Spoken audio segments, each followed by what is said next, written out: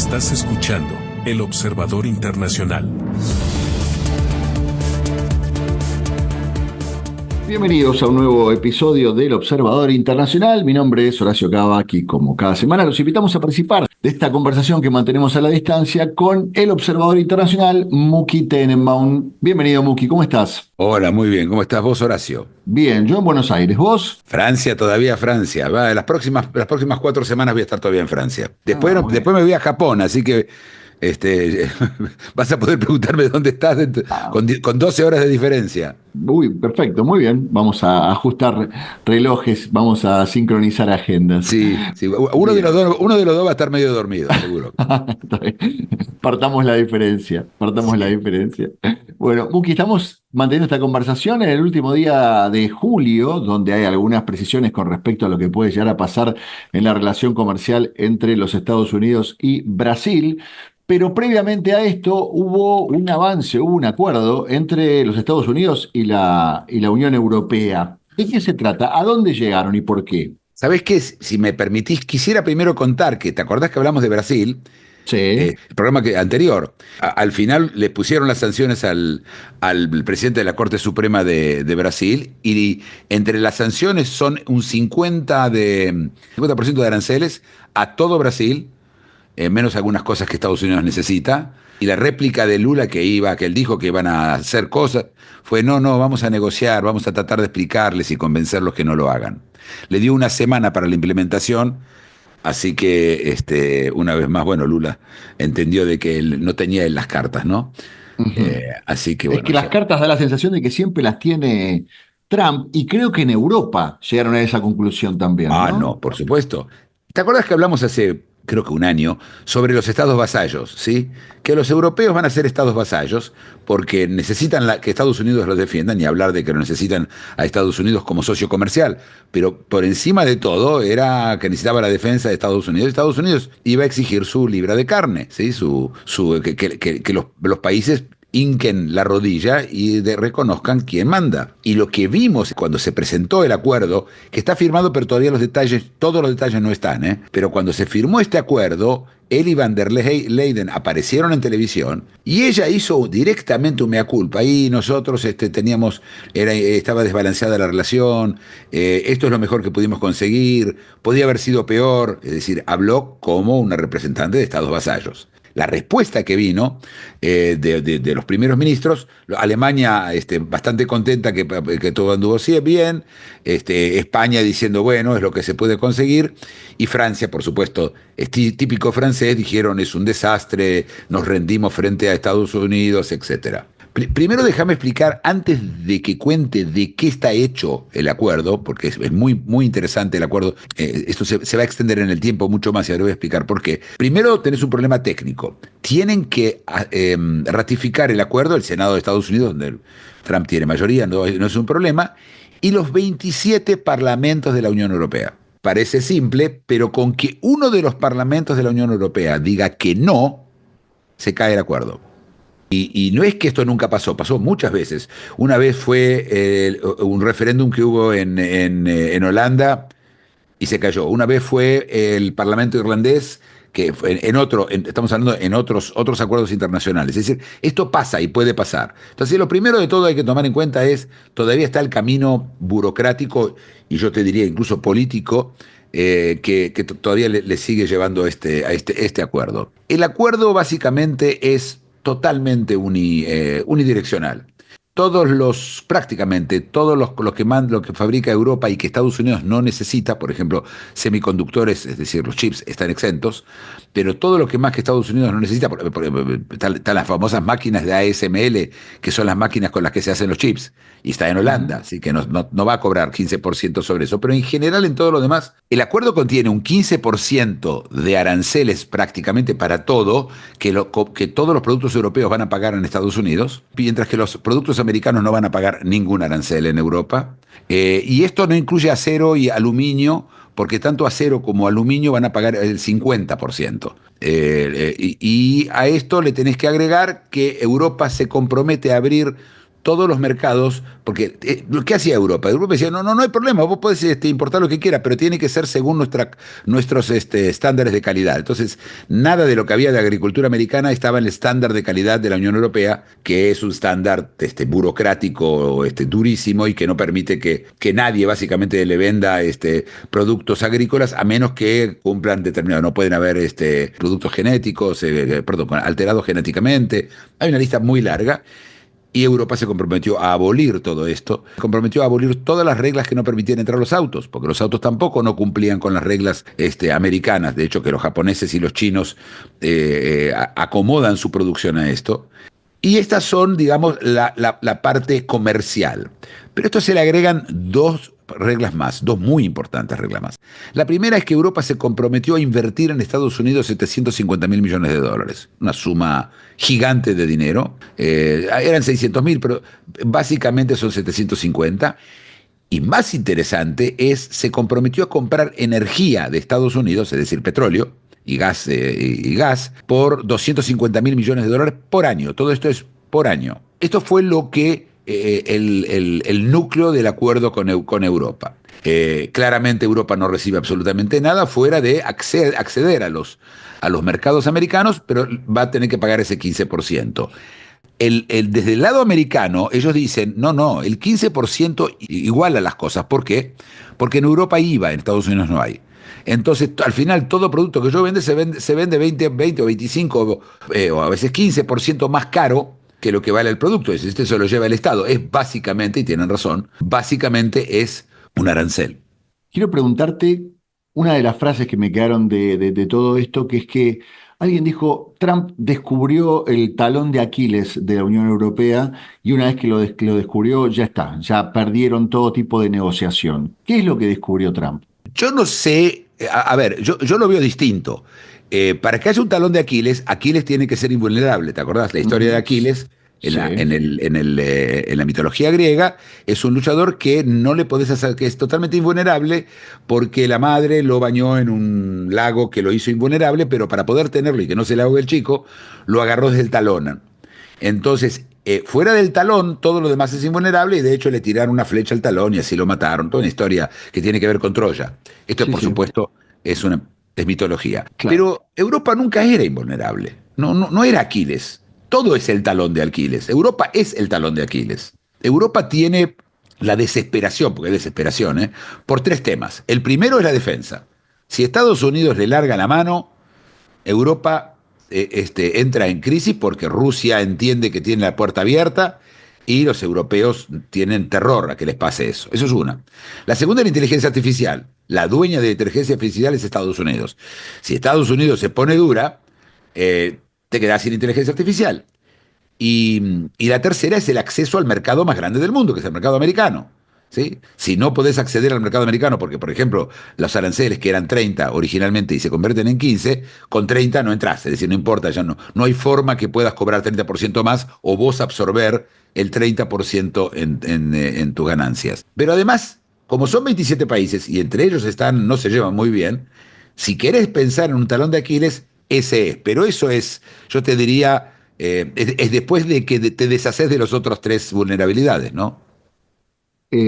Hasta ahora, digamos, ¿quién se beneficia? Porque por un lado está esta cuestión de, bueno, vos decías, todo es unilateral, todo es un logro de Donald Trump. La balanza comercial, ¿cómo estaba? Vos recién explicabas esta cuestión No, la impositiva balanza comercial está muy a favor de Europa, de Europa. lo dijo Van der Leyen, y esto Sí, tendería o a igualarla de alguna forma, porque los van a comprar productos en Estados Unidos, etcétera, sí, o a ser compensadas por ese 15% que claro, queda así de claro. aranceles.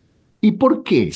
Porque, a ver, Estados Unidos no te regala nunca nada. ¿Por qué durante una X cantidad de tiempo esto sucedió y llega Trump ahora y descubre que la balanza comercial está desequilibrada y lo impone de esta manera? Bueno, Trump viene en el 2016, cuando él gana las elecciones, él le impone 4% de aranceles a Europa. Es decir, Sí, ya sabía que había un desbalance y le puso solamente el 4%. En ese momento él era mucho menos fuerte desde el punto de vista, en muchos puntos de vista. Primero porque quería ser reelegido, segundo porque todavía no tenía la gente necesaria para manejar las cosas, no como ahora que esta vez vino muy preparado y la gente que lo rodea es gente por lo menos eficiente y leal a él, porque el problema de él fue que tomaba gente eficiente y le era desleal. Supongo que eso pasó por otro lado, pero históricamente la historia es la Segunda Guerra Mundial. La Segunda Guerra Mundial, Europa está totalmente empobrecida al final de la Segunda Guerra Mundial y Estados Unidos, para darle una mano a Europa, le permite exportar todo lo que quiera sin ningún tipo de aranceles. Había aranceles antes, y le permite a ellos, a Europa, sí poner aranceles a las exportaciones americanas para ayudarlos económicamente. Es la época del Plan Marshall. Para los que no saben lo que es el Plan Marshall, que debe ser a esta altura la gran mayoría de la gente, Estados Unidos tenía un ministro de Defensa o de Economía, no me acuerdo, se llamaba Marshall. Y él dijo, para poder recuperar Europa tenemos que traer muchísimo dinero, y se invirtió muchísima plata, se ayudó mucho a Europa, y Europa con eso más o menos pudo salir. Europa se convierte en alguien, digamos, equiparable a Estados Unidos desde el punto de vista de la riqueza, recién bastante entrado a los 80. Pero en ese momento estaba también el tema con Rusia, con la Unión Soviética. Es decir, no podías dejar a Europa porque Europa tenía esa debilidad de que frente a ellos estaba lo que se llamaba el Pacto de Varsovia. La Unión Soviética, que incluye a Ucrania y a Bielorrusia como ahora, y muchos de los países del Asia Central, y además todo el Pacto de Varsovia. Es decir, que eran básicamente aliados, no eran ni aliados, eran los esclavos de la Unión Soviética, que era Checoslovaquia, Hungría, Rumania, Polonia y Alemania Oriental. Entonces no podía hacerlo en ese momento. Cuando en 1990 cae el muro de Berlín, hay mucha euforia y Alemania entra en el proceso de reunificación, que era un gasto muy grande y que a Estados Unidos le venía bien. Así que la cosa se fue postergando, y ya se empezó a hablar del tema, ya llegando a los años 2000, ya era evidente que Europa, que además se había unido, porque Europa... la Unión de Europa empieza en 1956 con un acuerdo entre Alemania y Francia, Luxemburgo, Bélgica y Holanda, que crean un acuerdo sobre aceros, y luego se arma la pequeña Unión Europea, que era solo económica, hasta que se convirtió en lo que es hoy, ¿sí? Una unión político-económica y todavía no militar. Así que esta es la historia, desde dónde viene esto, y bueno, la verdad es que Europa se hicieron lo vivo los últimos 20 años, es ya directamente bastante vergonzoso lo que hizo Europa, pero Estados Unidos miró para otro lado, estaba ocupada con otras cosas. Te recuerdo que hubo el 9/11 y después unas 10 años de guerras. Supongo que estaban distraídos. Esto, por supuesto, se terminó ahora con Trump. Y no terminó todavía. ¿no terminó todavía? No, claro que no. Fíjate lo que le dice Estados Unidos a Europa, que los dos compromisos, los más interesantes, lo de los aranceles ya entendimos, es algo que se sabía, pero invertir 700 o 600 mil millones de dólares en Estados Unidos, ¿quién va a invertir? ¿Cómo se va a invertir? Bueno, van a comprar armas. Ellos se comprometieron a comprar armas en Estados Unidos. Ujú. Hay toda una historia con compra de armas. Eso probablemente o quizás va a llevar a cabo. Lo otro es imposible, que Europa se comprometa a comprar 250 mil millones de dólares de energía de Estados Unidos. Para que entendamos, hoy compra 75 mil. ¿Sí? Mira el número, estamos hablando de 4 veces más, 5 veces más, pero quien compra la energía de Estados Unidos son compañías, no son países. Francia no compra petróleo. La compañía eléctrica de Francia, EDF, en el caso de Francia no tanto porque usan energía atómica, pero las compañías de electricidad compran petróleo, la compañía de electricidad española le compra petróleo a ellos, y le compraban antes a Rusia.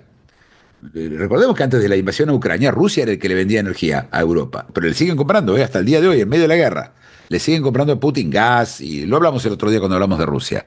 Ujú. Y le siguen comprando cosas, pero ahora Estados Unidos dice, no, me lo compras a mí. Ahora, Estados Unidos vende la energía mucho más cara de lo que la vende Rusia. Y el hecho de que Estados Unidos, la energía de ellos es más cara, ¿por qué compañías vendrían a comprar energía americana? Las compañías toman decisiones, hay un board de directores y muchas veces hay accionistas que dicen, no, yo no quiero que pagues Ese es un acuerdo de la Unión Europea, no incluye Electricité de France o la compañía de electricidad de Alemania, ¿sí? Claro. Entonces, no va a ocurrir. Y Trump sabe que no va a ocurrir. Y esto quiere decir que en unos meses, cuando esto no ocurra, Trump va a ir por dos caminos distintos. O les vuelve a subir los aranceles a 30, dice ustedes no cumplieron con el acuerdo, o lo que yo creo que va a pedir es que le den la plata directamente a Estados Unidos, en este caso al gobierno norteamericano, le paguen como una indemnización por no cumplir, que sería esos mismos 250.000 millones de dólares. Eso quiere decir que si Europa tiene que comprar 250.000 millones de dólares de nada, porque no va a recibir nada a cambio, va a tener que cortar todos los gastos sociales que tienen ellos, los gastos sociales que ellos aman y están enamorados de ellos, ¿sí? Y que mantienen la paz dentro de la Unión Europea. Yo creo que ese es el plan de Trump. El plan de Trump es poder volver a la mesa de negociación porque el otro no cumple. La pregunta que tengo para hacerte, por un lado está esta cuestión de todas estas inversiones que vos estabas contando, por otro lado esta aplicación de tarifas, o sea, a Europa todo se le va a encarecer un 15% que quiera vender a los Estados Unidos, pero al mismo tiempo el consumidor americano va a ver que las cosas europeas le cuestan más. Varias cosas. Primero, si los europeos quieren poder competir dentro de Estados Unidos, el primer problema es el dólar. Sí. El dólar, cuando empezó la historia de Trump en abril, estaba un euro 1,04, 1,05 dólares. Sí. Ahora está a 1,18. Es decir, no solamente que tienen las aranceles, sino que además a los europeos, a los americanos, le cuesta 18% más caro comprar productos europeos. Ujú. Entonces, primero, lo que seguro van a hacer las compañías europeas, en mi opinión, casi todas, no sé si Ferrari, ¿sí? No sé si las compañías de ultralujo, es comerse ellos ese 15%. Ellos van a perder el 15% de margen. ¿Por qué? Porque si no se comen el 15% y la gente deja de comprar, los americanos dejan de comprar, compran americano, compran de otros lugares donde quizás el arancel es menor o el dólar es más fuerte. Si llegase a pasar eso para los europeos, pierden el mercado. Y una vez que vos perdés un mercado, no lo recuperás, ¿no? El Claro, mercado les costó sí, muchísimo tener ese mercado de Estados Unidos. Pensá los autos, ¿sí? Pensá claro, claro. BMW. ¿Querés cobrar los 15% más caro? No te lo van a comprar. Entonces te lo tenés que comer vos. Entonces van a bajar la rentabilidad de todas las compañías europeas. Va a haber menos recaudación de impuestos en Europa. Menos recaudación de impuestos, volvemos al mismo problema. Europa no tiene la plata, ¿de dónde la va a sacar? Y bueno, va a tener que recortar. Y lo que quiere Trump es que ellos recorten. A él le viene bien que en la Unión Europea recorte los gastos sociales. Quiere que pase eso. Porque él quiere que Estados Unidos cada vez sea más y más el imán de inversiones, el imán de donde se vive bien, etcétera, etcétera. ¿Sí? Esta es la idea de Donald Trump o de la gente que lo rodea a Donald Trump. ¿Qué le compra? Vos dabas un par de ejemplos así de automóviles, pero en consumo general, digamos, ¿qué es lo que más importa a los Estados Unidos de la Unión Europea? Yo te diría que la parte de autos se debe ser la número uno, por ahí debe andar, y hay maquinarias, muchas maquinarias, Alemania exporta muchas maquinarias a Estados Unidos, Sí. después hay todo el tema de lujo, Francia vende quesos, vinos, Ujú. aceite de oliva, vinos, España también. Yo te diría que el tema pasa por las cosas de lujo y por las cosas industriales y los autos. Los autos es muy importante porque además hay competencia, los europeos además tienen competencia con los chinos, ¿sí? Dentro de Europa. Así que la situación de las compañías de autos y todo esto mientras la inteligencia artificial empieza a reemplazar empleados, empieza a reemplazar sectores enteros de la economía. Es decir, lo que vamos a ver ahora, digamos que este acuerdo se mantiene por algún motivo los próximos 3 años. Dentro de 3 años, el mundo del cual estamos hablando va a ser muy distinto a esto, porque la inteligencia artificial ya para ese entonces va a haber reemplazado probablemente el 50% de los empleos, de los empleos profesionales, de la gran mayoría de los empleos que no son de obreros que trabajan en una fábrica de automóviles, ¿sí? Y eso también va a tener una influencia muy grande. Van a tener que pagar ellos por eso a Estados Unidos. No le va a ser gratis tener acceso a la inteligencia artificial americana. Así que eso también es un problema importante que tiene Europa.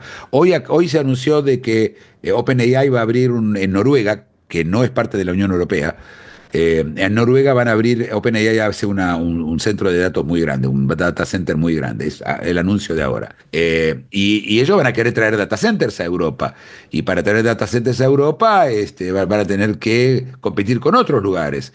Así que van a tener que, por ejemplo, regalar energía, la misma energía que ellos le compran a Estados Unidos. Así que Acá hay varias cosas, una enganchada en la otra, que hace que, ¿qué va a pasar dentro de 3 años con este acuerdo? Yo diría que, para mí, que el tema es meses, pero digamos que son 3 años, es imposible, hay demasiadas cartas afuera, ¿sí? Para poder adivinar qué carta está por venir. Y por el otro lado, ¿por qué a ver, cuál es el negocio principal de los Estados Unidos hacia la Unión Europea? ¿Qué es lo que le vende? Bueno, el problema es este, que Estados Unidos vende armas, muchas armas, Ujú. y son caras. Estamos hablando de aviones, ¿sí? Que cada uno cuesta cientos de millones de dólares, ¿sí? Aviones de guerra, Sí, muchas armas. Le vende también mucha propiedad intelectual, mucha propiedad intelectual. Al final eso es dinero también. Quiere decir patentes, ¿sí? El acceso a patentes americanas, etcétera. ujú. Pero Estados Unidos le vende mucho menos a Europa de lo que Europa vende a Estados Unidos. Este es el motivo de lo que dijo Van der Leyen, ¿sí? Claro, claro, claro. Y por otro lado, digamos, porque siempre hay algo detrás, ¿no? No solamente son aranceles, no solamente es dinero, probablemente también tiene que ver con mercados. ¿Qué pasa con la lucha que hay, por ejemplo, con la industria farmacéutica entre Estados Unidos y la Unión Bueno, Europea? acá esto va dividido en dos. Todos los que son genéricos no van a pagar en Estados Unidos, porque Estados Unidos los necesita y les viene bien. Pero toda la medicina que no genérica, la que pertenece a los laboratorios, sí va a pagar. Y Estados Unidos tiene una industria, por supuesto, brutal de farmacéutica. Pero vos, por ejemplo, tenés una compañía en Dinamarca, que básicamente vale más que todo Dinamarca, que es Novo Nordisk, que es la que fabrica la famosa inyección, el Ozempic, ¿sí? Hoy ya hay, Sí, hay competidores, hay unos competidores chinos truchos, hay de todo. Pero ¿te acuerdas que hicimos un programa sobre Ozempic? sí, Hace mucho. sí, sí. Sí, Dinamarca, estas compañías grandes van a tener que pagar cuando manden a Estados Unidos. Y otra vez, el problema es que, de hecho, ahora ya Novo Nordisk anunció que sus ganancias van a ser menores a las esperadas porque está Eli Lilly en Estados Unidos que fabrica algo parecido. Ujú. Y si van a tener que pagar 15% más, la gente no va a usar la de Novo Nordisk. Entonces van a tener que tragarse ese 15% y ese es el motivo, entre otros, que Novo Nordisk anunció que no le va a ir tan bien como esperaba. Así que no, le va a costar. Y Suiza, que no está en la Unión Europea, repito, no está, todavía tiene que llegar a un acuerdo con Estados Unidos, tiene también una industria farmacéutica gigante y muy importante, ¿sí? Y ella, me imagino que es la que están mirando de reojo que están haciendo los europeos. Lo que pasa es que Suiza tiene la ventaja todavía de no necesitar la defensa militar americana. Ujú. Entonces están más tranquilos, ¿sí? No Claro. están en la OTAN y no están en la Unión Europea. Mientras que Noruega, del cual mencioné antes, es miembro de la OTAN, pero no es miembro de la Unión Europea.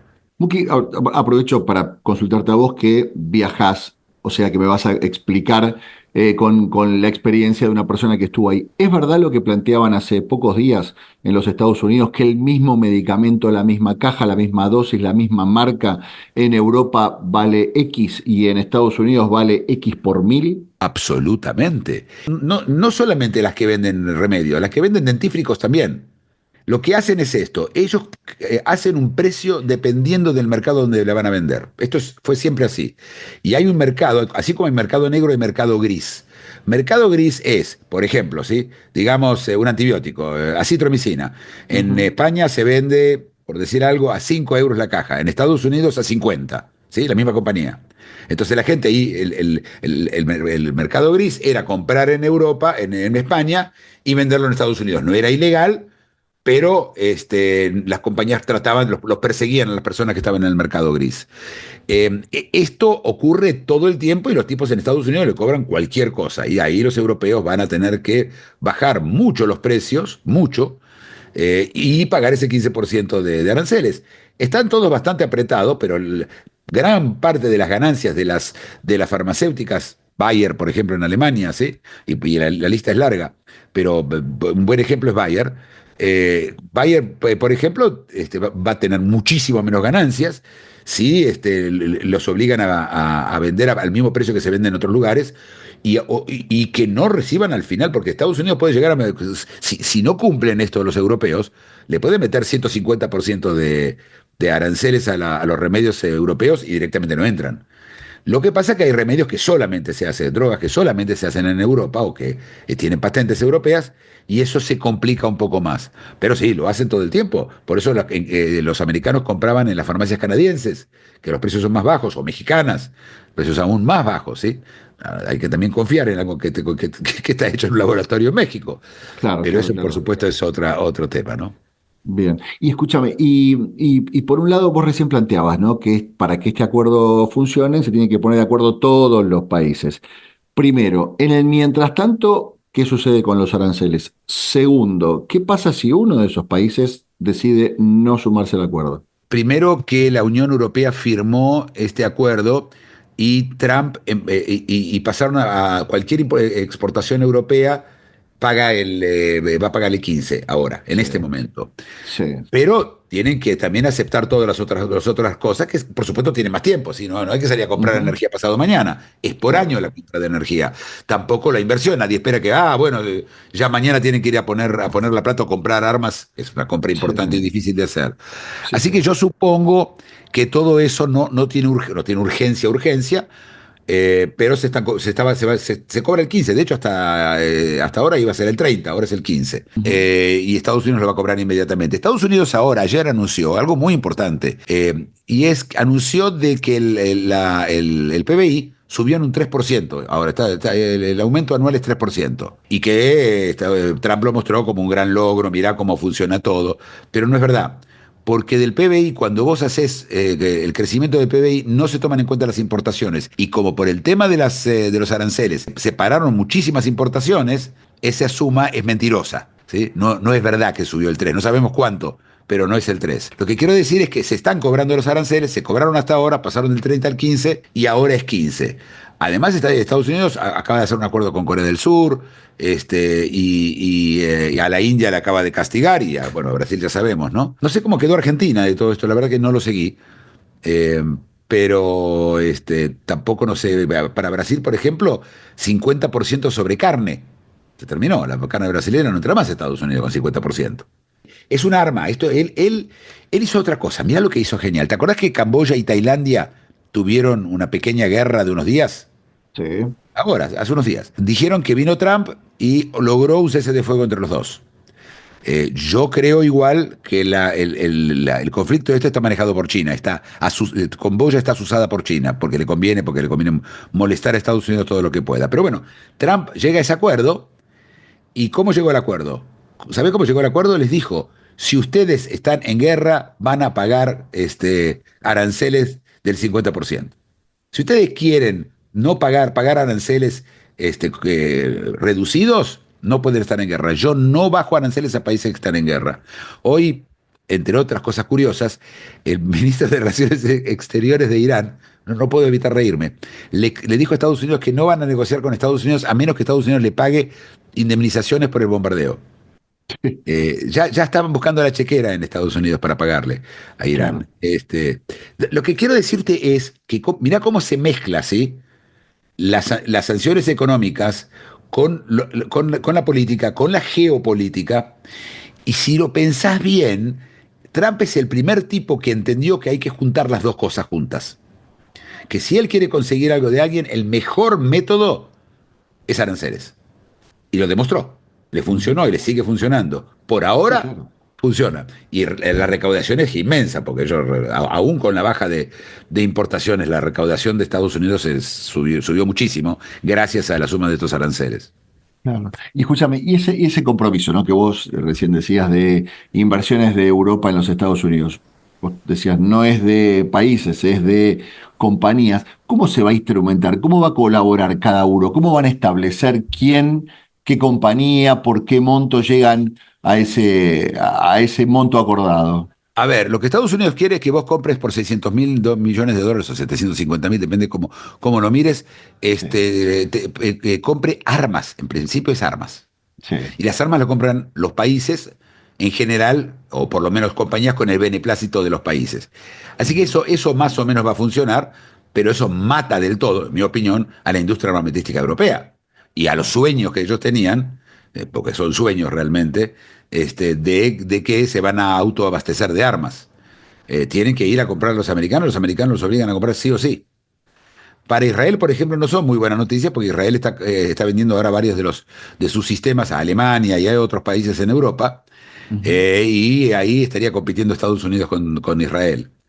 Pero, es decir, hay otros países que venden armas, ¿sí? India vende armas, Brasil vende armas. Brasil es un gran vendedor de armas, Brasil tiene una industria armamentística gigante. Por ejemplo, los aviones que hace Brasil están exentos en Estados Unidos. Eso sí lo dejó exento porque le viene bien comprarle los aviones a Embraer, especialmente las compañías aéreas americanas, porque es mucho más barato que los demás y es de buena calidad. Ujú. Así que es eso. Bien, y para terminar, a nivel alimentario, porque en Europa se habla mucho del proteccionismo que tienen para proteger su propia industria. ¿Qué pasa en la balanza comercial entre Europa y Estados Unidos? ¿Hay una parte importante de lo que es Es- alimentos, Estados granos, Unidos, carnes? Estados Unidos exige que dejen entrar todos sus productos agrícolas y el acuerdo lo contempla. Esto es muy lindo, pero yo conociendo a los agricultores en Francia, en Bélgica, en Holanda, en España, España un poco menos, Ujú. tienen un control, no te digo directo, pero de gran parte del parlamento de sus países. Yo creo que ahí es donde puede ser que fracase. Ahora, si uno de los países decide que no, se cayó el acuerdo y Trump va a venir con 30%. Es decir, imagínate que mañana Francia dice que no y todos los demás dijeron que sí, todos van a tener que pagar el 30%. Es por unanimidad esto. Claro. Lo que pasa es que van a venir a Francia, Alemania, y le va a decir, ¿vos de serio? Entonces yo te iba a poner yo voy a empezar a hacer sanciones contra Francia para que Francia afloje. No sé, pero se van a pelear entre ellos mal y van a pagar el 30%. Es decir, van a quedar afuera del mercado americano. Por lo cual yo creo que va a haber bueno, los europeos van a tratar de exportar lo más que pueden, lo más pronto posible. Porque, como te digo, si bien no ven lo que yo creo que es más factible, que es el hecho que no compraron energía de Estados Unidos, ellos ven también la posibilidad de que se hagan los loquitos, porque es hacerse el loquito, ¿sí? Con Estados Unidos, de los agricultores franceses, o no sé, los agricultores italianos, eso menos, pero los belgas y los holandeses, yo creo que se va a armar. Creo que se va a armar y se va a armar mucho por ahí y vamos a ver qué pasa. Es posible que Europa entre en una crisis interna y países como si Bélgica empieza a hinchar mucho, lo van a decir, señores, váyanse de la Unión Europea, nosotros no podemos seguir así. Ah. Y como no tiene sentido, porque Trump podría decir, ok, país que no llega conmigo paga el 30%. Y Bélgica no sé cuánto le exporta a Estados Unidos, ¿sí? Pero es la que va a recibir mucho del material de agricultura porque es mucho más barato. La agricultura Ujú. americana es infinitamente más barata que la europea, primero porque es extensiva y la otra es intensiva.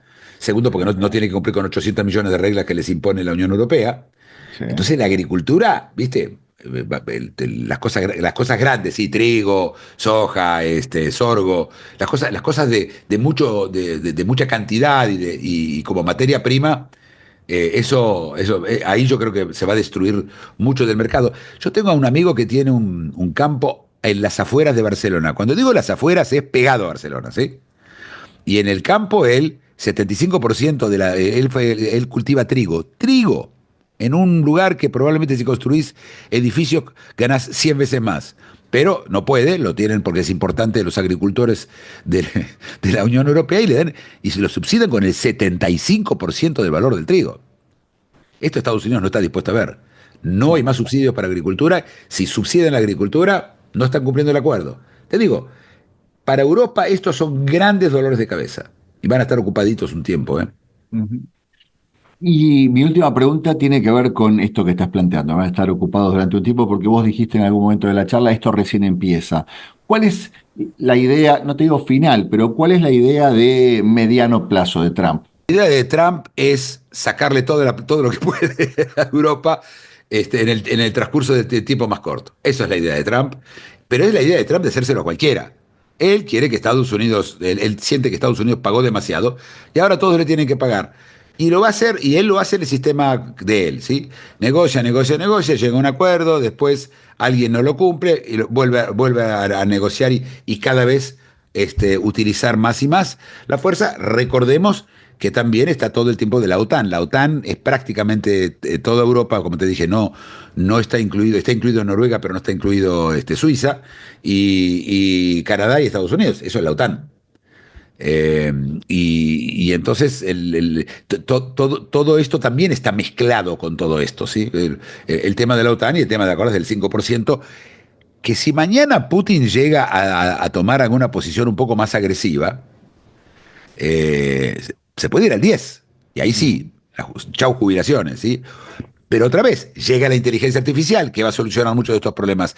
Yo creo que lo que vamos a ver es parte del resultado yo no voy a decir daño colateral, pero del efecto colateral, es la adopción masiva de la inteligencia artificial, porque vas a tener problemas con las personas. Está claro que la inteligencia artificial no trae tractores a la ciudad porque quiere vender melones, ¿sí? Está claro. Ah, La inteligencia artificial y funciona 24/7, no hace huelga, no se va de vacaciones 6 semanas y no habla idiomas raros. Recuerdo que hay 27 países, creo que son 22 idiomas. ujú. Traducir del letón al griego, ¿sí? Lo hablamos la Claro, otra vez. bien. Buki, nos encontramos la semana que viene. Afortunadamente, el planeta y quienes llevan adelante las políticas de este planeta nos dan mucho tema de conversación. Ah, sí, sí, sí, no nos van a faltar temas. Hasta la semana que viene, entonces. Un gran abrazo. Muchísimas gracias. Esto fue otro episodio del Observador Internacional. Mi nombre es Horacio Cava. Gracias por acompañarnos en esta conversación que mantenemos a la distancia con el Observador Internacional Muki Tenenbaum.